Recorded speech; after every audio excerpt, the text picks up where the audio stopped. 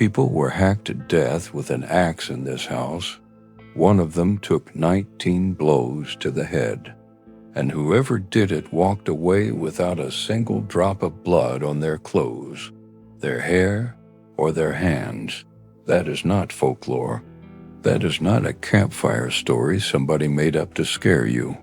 That is the actual police record from a house on 2nd Street in Fall River, Massachusetts.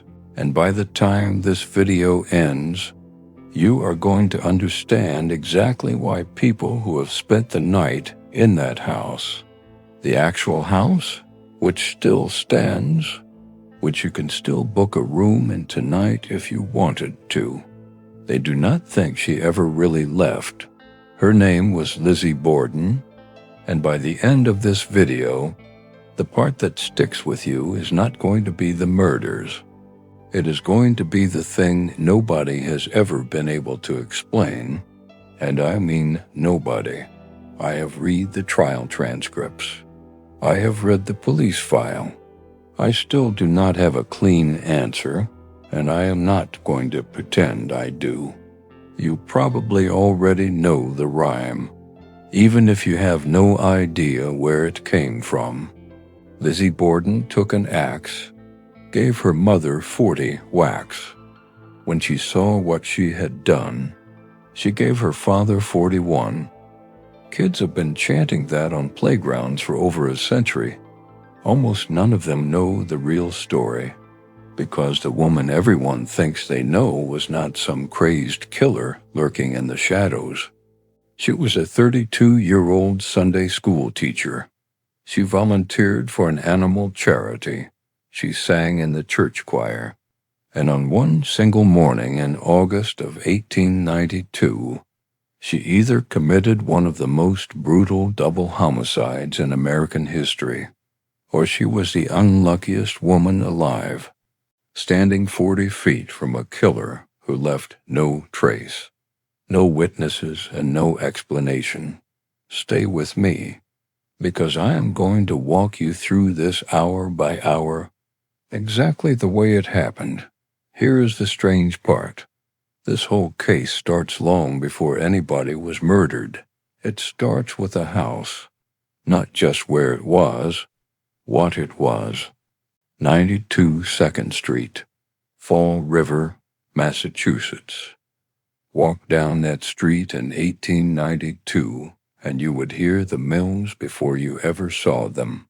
Whistles going off at the start and end of every shift. Smoke sitting low over the rooftops. Families who had crossed an ocean from Portugal and Quebec and Ireland just to stand at those looms 12 hours a day. This whole city ran on textile money, and a few miles up the road, on a hill everybody just called the Hill, that money bought exactly what you would expect: mansions, servants, a carriage waiting outside every door. Andrew Borden could have lived up there. His own cousins did.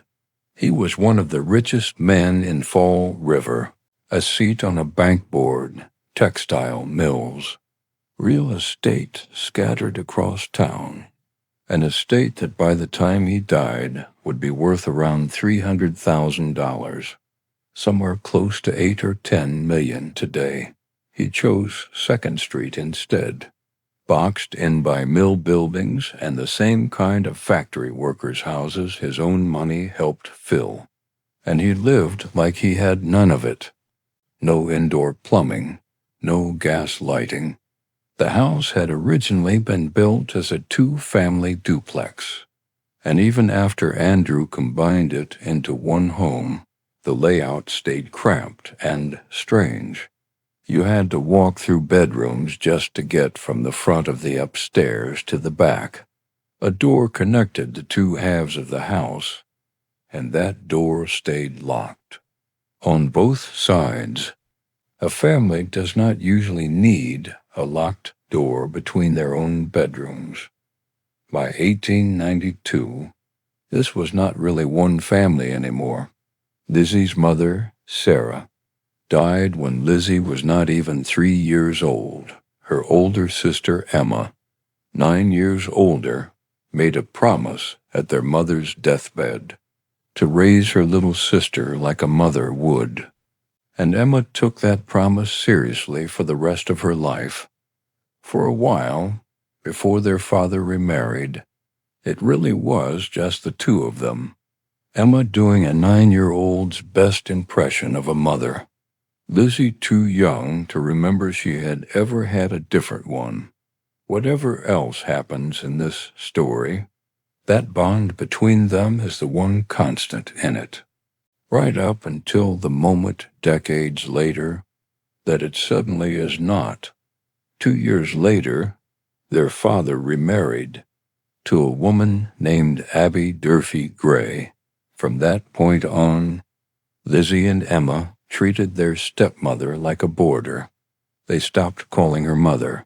They called her Mrs. Borden to her face. For the next 27 years, it was not loud, no screaming, no scandal, nothing the neighbors ever picked up through the walls. It was colder than that. The family barely ate meals together. 2 women lived in the same small house as their stepmother for nearly 3 decades, and managed to avoid her as much as 2 people can avoid someone they share a kitchen with. Then, 5 years before the murders, Andrew Borden did something that turned that cold distance into something closer to a war. He bought half of a house and put it in his wife's name for her half-sister, not for his own daughters. For Abby's family, to Lizzie and Emma, this was not just unfair. It was a warning sign.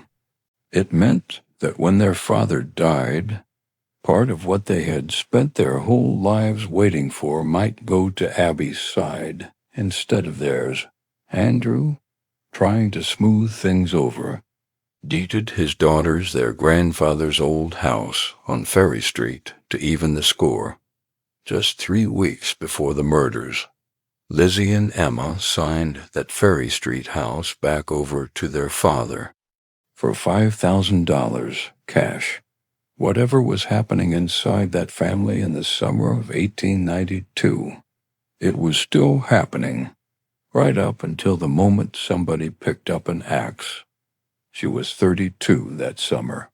Not the girl from the schoolyard rhyme, an actual person, about to end up at the center of all of it. In this town, in that decade, there was a word waiting for a woman who had gotten that old without marrying, and it was not a kind one. Spinster, no broken engagement, no scandal. She just never did. Maybe there simply were not enough men left. Plenty had gone west for work and never come home.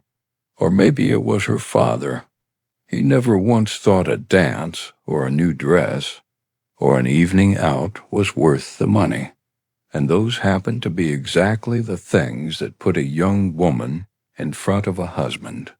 Either way, by 32, her whole world had narrowed down to pretty much one place, the church. And she was not just sitting in a pew.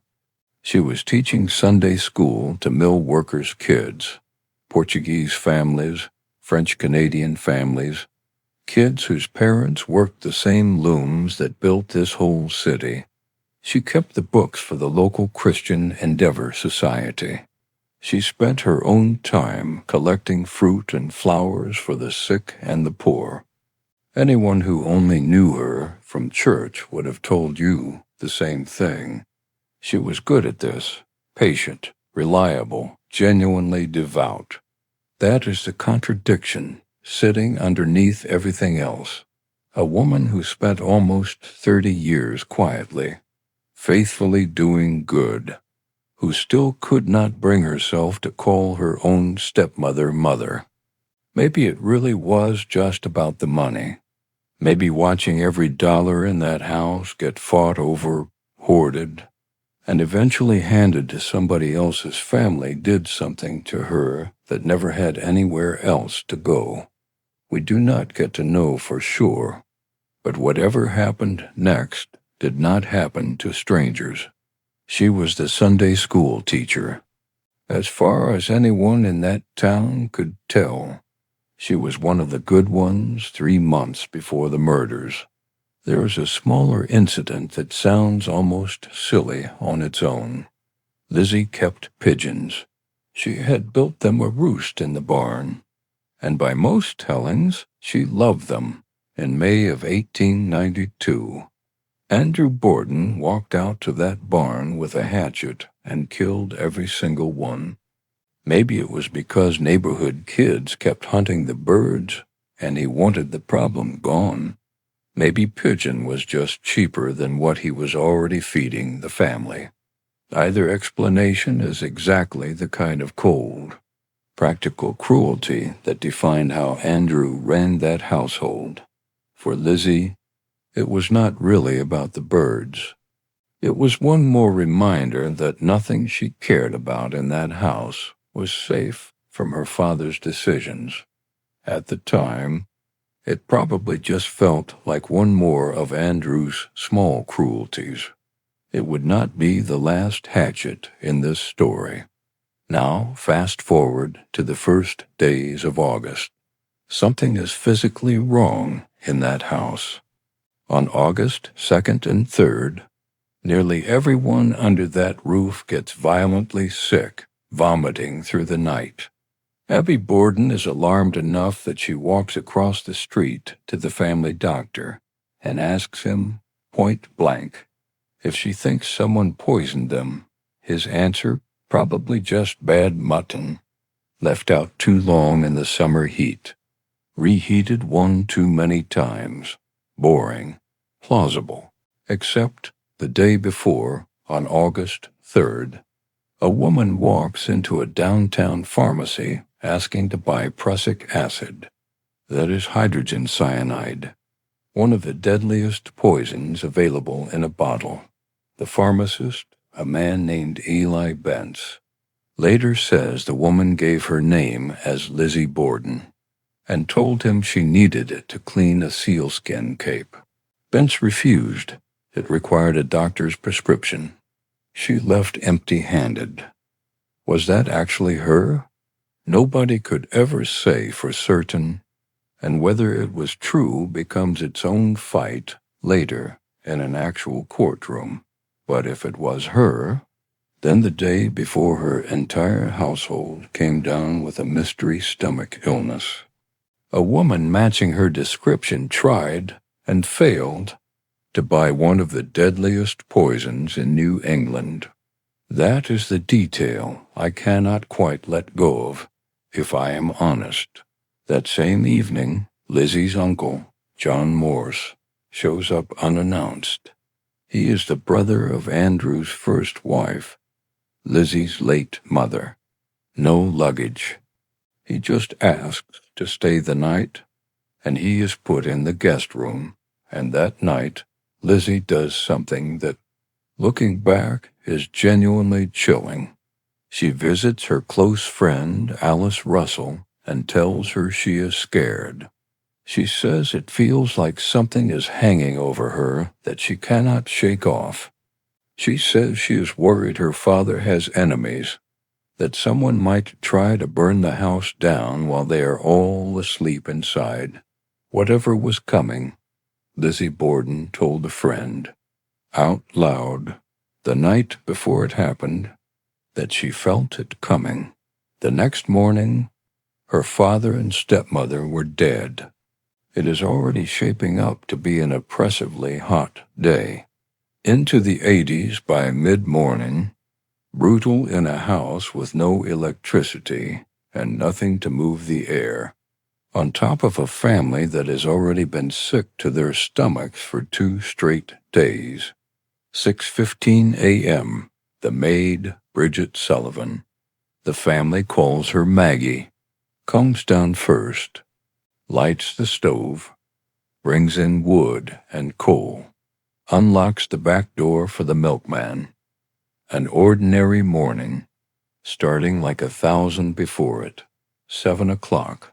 Andrew, Abby, and John Morse sit down to breakfast. Mutton, bread, coffee, bananas, probably. The same leftover mutton that has been making the household sick for 2 days. 8:40 a.m. Morse finishes his coffee and heads out to visit a niece and nephew across town. Andrew walks into the door and locks the screen behind him. 9 o'clock. Lizzie comes downstairs. She does not eat, says she isn't hungry. Shortly after, Andrew leaves too, walking into town to check on his properties. That leaves 3 women in the house. Abby upstairs, tidying the guest room where Morse slept.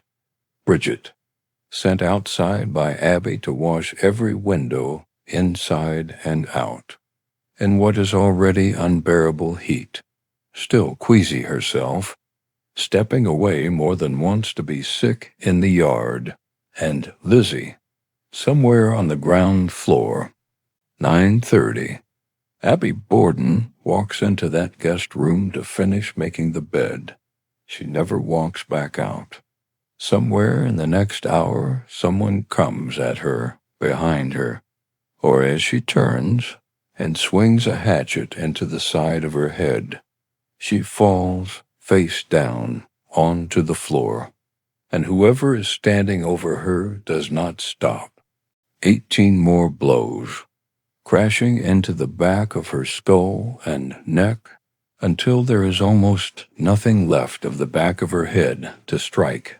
19 blows, total, and outside, 40 feet away, Bridget Sullivan is scrubbing a window pane, hearing absolutely nothing. People who have actually spent the night in that house will tell you something the documentaries usually skip. The acoustics are strange. Sound carries where it shouldn't. Guests report hearing whispered conversations from an entirely different floor, plain as day. And if that is really true, even after 130 years of renovations, I honestly do not know how you explain this part away. How does somebody take 18 more blows to the head, 1 floor up in a small wooden house, without a single soul downstairs or outside noticing anything at all? 10:30. Andrew comes home early, still not feeling well. His key will not work in the front door. All 3 locks are engaged, which almost never happens. He knocks. Bridget has to come around and wrestle the stuck lock open herself, cursing at it under her breath. And as she is fighting with that door, she hears something that has haunted this case for the next 130 years. She hears Lizzie laugh from the top of the stairs, right above the room where Abby Borden's body is lying, 40 feet away. Bridget finally gets the door open. Andrew walks in. Lizzie tells him Abby got a note. Someone came by saying a friend of hers was sick, and Abby went out to see about it.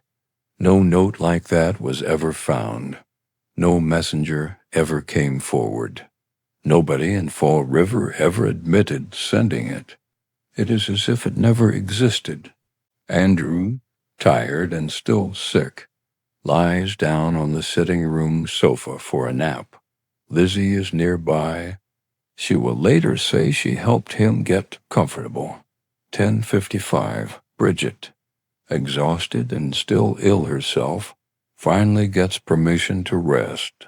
She climbs to her small room on the 3rd floor and lies down, which means, for the first time all morning, Andrew Borden is completely alone in that house with his daughter. Around 11 o'clock, while Andrew sleeps on that sofa, someone walks up and brings a hatchet down into his face. 10 times, maybe 11. 1 blow splits his nose open. Another slices clean through one of his eyes. His face is destroyed so completely that officers arriving later can barely tell which way he had been facing. At 11:10, Lizzie Borden calls up the stairwell to the attic. "Maggie, "Come quick, father is dead. Somebody came in and killed him." Bridget runs down to a scene almost too violent to describe cleanly. Blood already darkening on the floor.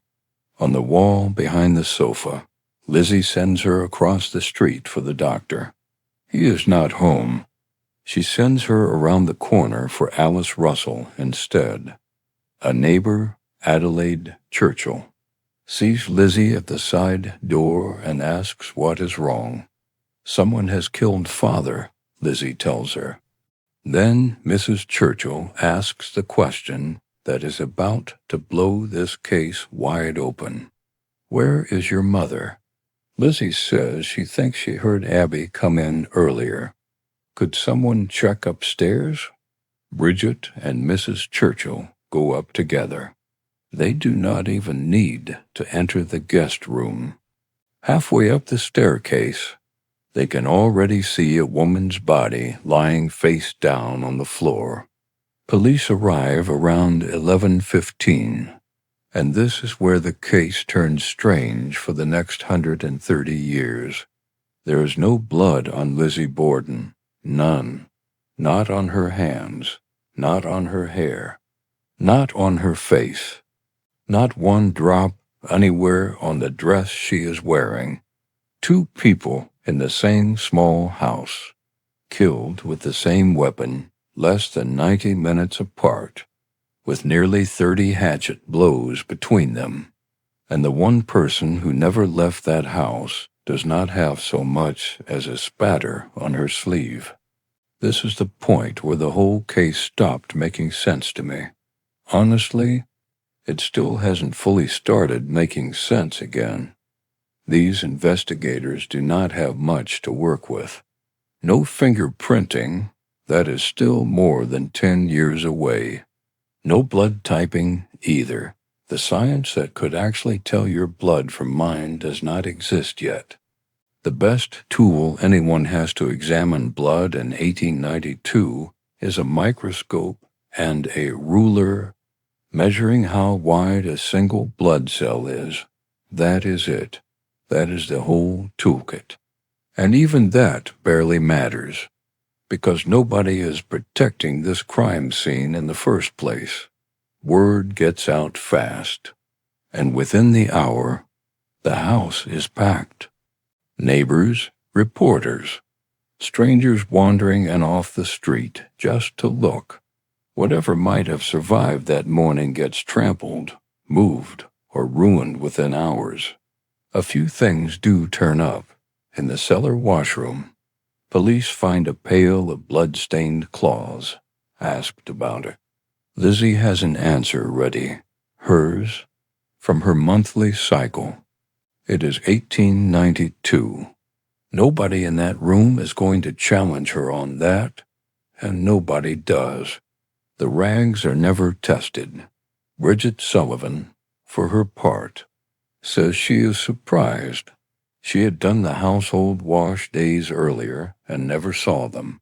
Then, in a box of old tools in that same cellar, someone finds a hatchet head.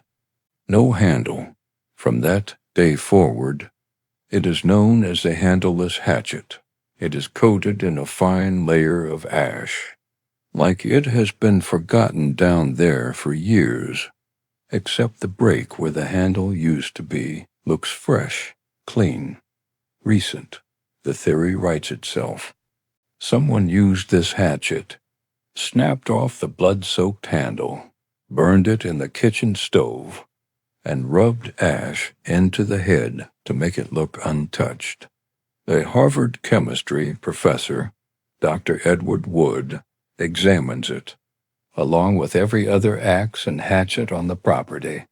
His findings are almost more confusing than if he had found nothing. No blood anywhere, not on the handleless hatchet, not on anything else. He testifies that if this hatchet had actually killed 2 people and been washed clean, there should still be blood packed into the sliver of wood still wedged inside the head. There wasn't. He examines Lizzie's dress, her shoes, her stockings, Nothing. The only blood he ever finds on her, period, is one microscopic spot on a white petticoat, 1/16 of an inch across, the size of a pinhead, and even that, he admits under oath, could just as easily be menstrual blood. 2 murders, 19 blows, 10 or 11 more, and the entire physical case against Lizzie Borden comes down to one pinhead-sized stain nobody can even identify for certain. This is stranger than any courtroom summary makes it sound. This house has no running water. Any cleanup means hauling water in by hand from a stored supply, not a tap. The dresses women wore in 1892 did not just slip on and off. Most needed a second person to lace them up the back, over a corset that was not quick to remove either, and whoever stood over 2 people delivering a combined 29, 30 hatchet blows should have been marked by it. Blood on the hands, the forearms, almost certainly the face. On top of the doll, blistering ache that kind of swinging leaves in your arm, an ache that does not just vanish in the 10 or 15 minutes Lizzie is ever unaccounted for. None of that shows up, not on her skin, not on her clothes, not in whatever room she supposedly changed in. I have tried more than once to build a version of that morning where all of this fits together cleanly. I cannot do it. Then, 3 days after the murders, the day after her father and stepmother are buried, Lizzie does something that, more than almost anything else in this case, convinces people of her guilt. Her friend Alice Russell walks into the kitchen and finds Lizzie at the stove, burning a dress. Lizzie says it is old, ruined by paint, garbage anyway. Emma will later testify under oath that it was her idea to burn it. Not Lizzie's, but Alice Russell has just spent 3 days watching police search this house for a blood-stained dress that was never found. And now she is standing there, watching one disappear into the fire. 5 days after the murders, Lizzie is brought in for a formal inquest. No lawyer present, since technically she is still just a witness. Her doctor has given her heavy doses of morphine to calm her nerves. Over hours of questioning, her story falls apart in real time. She cannot keep her own timeline straight. She cannot explain the note nobody ever found. She claims she spent 20 to 30 minutes in the barn loft, hunting for lead to make fishing sinkers. Except when police check, the dust up there is completely undisturbed. No footprints. Nobody had been up there in weeks.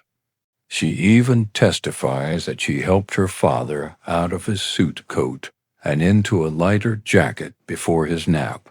Except the crime scene photographs show him still in the coat, exactly where he was found. It sounds like a small thing, but those are usually the details investigators end up caring about most. 7 days after the murders, Lizzie Borden is arrested and charged with 2 counts of first-degree murder. 10 months later, in June of 1893, her trial opens in New Bedford and becomes the biggest media event in the country. Reporters travel in from every major city. People line up before dawn for a seat in the gallery. And almost immediately, 2 rulings get made that will decide this case before a single juror even hears the evidence. First, the judges rule that everything Lizzie said during that morphine-influenced, lawyer-less inquest is inadmissible. Every contradiction, the impossible timeline, the barn story, because she was effectively in custody without being told she could stay silent, none of it can be used. The jury will never hear her stumble through her own alibi. Second, the judges rule the pharmacist, Eli Bance, cannot testify about the woman who tried to buy poison the day before the murders. Since no poison was ever found in either body, the court calls it irrelevant, gone too. Two of the most damning pieces of this entire case thrown out before the trial really starts. And then there is this. One of the three judges on that panel, Justin Dewey, had been personally appointed to the bench years earlier by former Massachusetts Governor George Robinson. George Robinson is Lizzie Borden's defense attorney. I am just going to leave that there for a second because it earns it. On the opening day, the prosecution makes a decision that instantly becomes the story of the trial. They place the actual skulls of Andrew and Abby Borden on a table in front of the jury. Lizzie Borden faints on the spot. Maybe it is grief, maybe it is shock, but more than one person who has studied this case has pointed out it is also exactly the kind of moment 12 Victorian era men would remember far longer than any timeline or blood evidence. A delicate woman overwhelmed by horror, not a killer confronted with her own handiwork.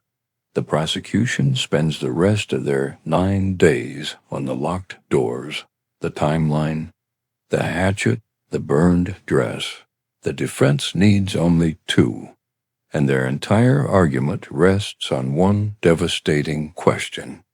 If Lizzie Borden hacked 2 people to death, where is the blood? Experts testify that anyone standing over those blows should have been soaked from the waist up. Lizzie was found minutes later completely clean. 12 men. Because in 1892 Massachusetts, women cannot sit on a jury, retire to deliberate. They come back in a little over an hour. Not guilty. The courtroom erupts. People outside, who had been waiting for word, start cheering loud enough to be heard blocks away. Lizzie, by most accounts, nearly collapses with relief. She walked out of that courtroom a free woman. To this day, no one else has ever been charged with those murders. People call this the O.J. Simpson trial of the 19th century. The evidence said one thing. The courtroom said another, and that gap never really closed. Not for the people who lived through it, and not for anyone since. You would think being acquitted would be the end of it. It wasn't, not close. Lizzie and Emma split their father's fortune and left that cramped house on 2nd Street forever. They bought a genuine mansion on the fashionable side of town known simply as the Hill. 13 rooms, indoor plumbing, electric lights. Everything their father refused to pay for his whole life. Lizzie named it Maplecroft and had the name carved directly into the stone front steps. She even changed her own name, from Lizzie to the more formal Lizbeth, as if she could simply become somebody else. Fall River never let her. A jury said not guilty. Almost nobody in that town believed it. At her old church, the congregation quietly refused to sit near her until she stopped coming altogether. Local kids stood outside Maplecroft at night, throwing rocks at the windows, just to see if she would react. She spent the rest of her life wealthy and almost entirely alone. Even her sister eventually walked away. In 1905, 12 years after the acquittal, Lizzie grew close with a stage actress named Nance O'Neill, throwing lavish parties for her and her entire theater troupe at Maplecroft. To her devoutly religious sister, this was scandalous. The two had a falling out so severe that Emma packed up and left. And the sisters never spoke again, not once. For the last 22 years of both their lives, Lizzie, Lisbeth, died in June of 1927 at 66. 9 days later, in a small town in New Hampshire. So did Emma. They are buried together in the family plot at Oak Grove Cemetery in Fall River, resting a few feet from the parents everyone believes one of them killed. Today, the house on 2nd Street is still standing. It is a bed and breakfast and a museum now. And if you want to, you can book a room and sleep there tonight. People do it constantly. True crime fans, ghost hunters, YouTubers, an enormous number of them report the same things. Cold spots that move through specific rooms. Footsteps on stairs when nobody is on them. Guests waking in the night absolutely certain someone was standing at the foot of their bed. Believe any of that or not, there is something strange about how many people, independently across more than a century, describe the exact same feeling in the exact same house, that whoever is still walking those halls is not finished. So if it was not Lizzie, who was it? Some have pointed at the maid, Bridget, worn down by heat and sickness and endless chores, snapping in a moment of rage. But there is no blood on her either, and neighbors placed her outside the whole time. Others suspect the uncle, John Morse, and it is easy to see why. He was a butcher by trade, someone who had spent his working life around blades and animal carcasses. Exactly the kind of person who would know how to strike fast and stay clean doing it. He arrives unannounced the night before with no luggage, and when a crowd of neighbors and police gather outside the house that morning, witnesses say he simply strolls up, notices the commotion, and calmly picks pears off a tree in the yard before anyone even thinks to ask who he is. It is one of the strangest, least explained little details in this entire case, and yet his alibi for that specific morning is about as airtight as alibis get. Multiple independent witnesses, a documented visit across town, timestamps that all line up. On paper, he is the most cleared suspect in the whole story. In true crime forums and Fall River bar rooms, he has never fully stopped being one.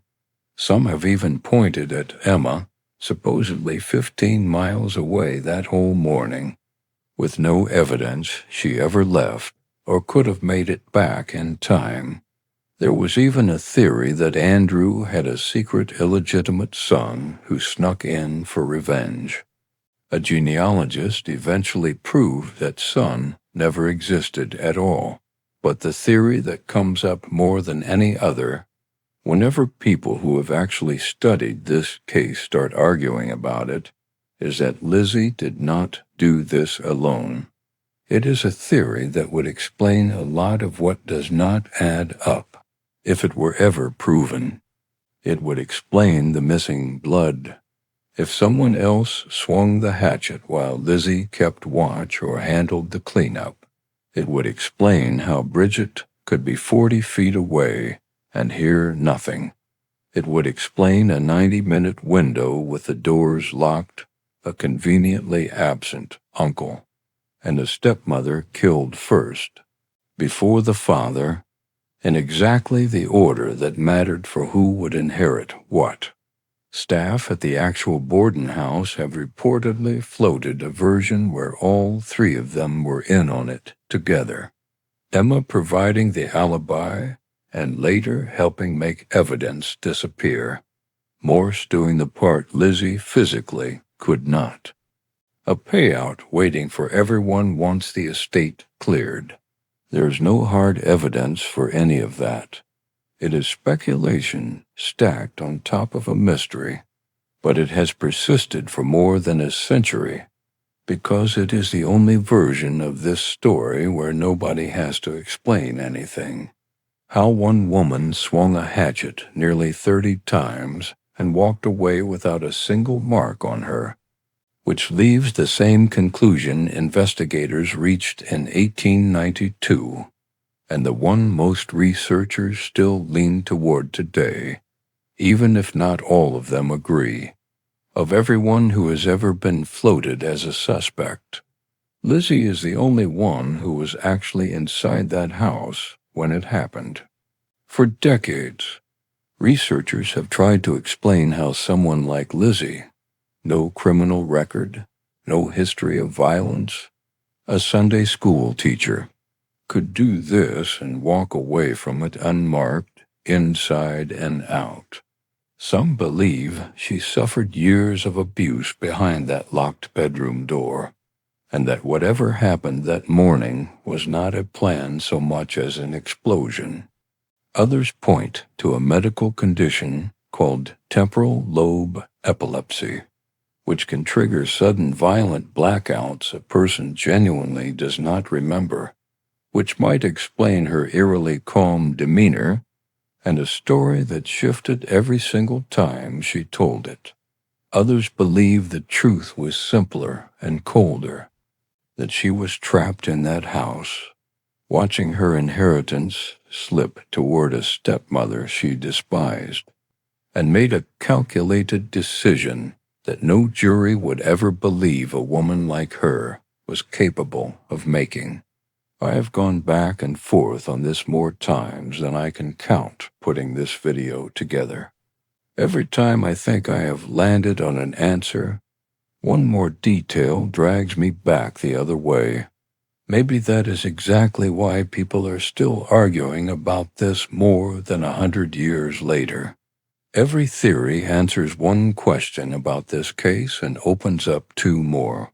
The house has stood for over 130 years, and it has never once told anyone its secret. Somewhere in that house, there is a room where a woman was murdered mid-task, making a bed.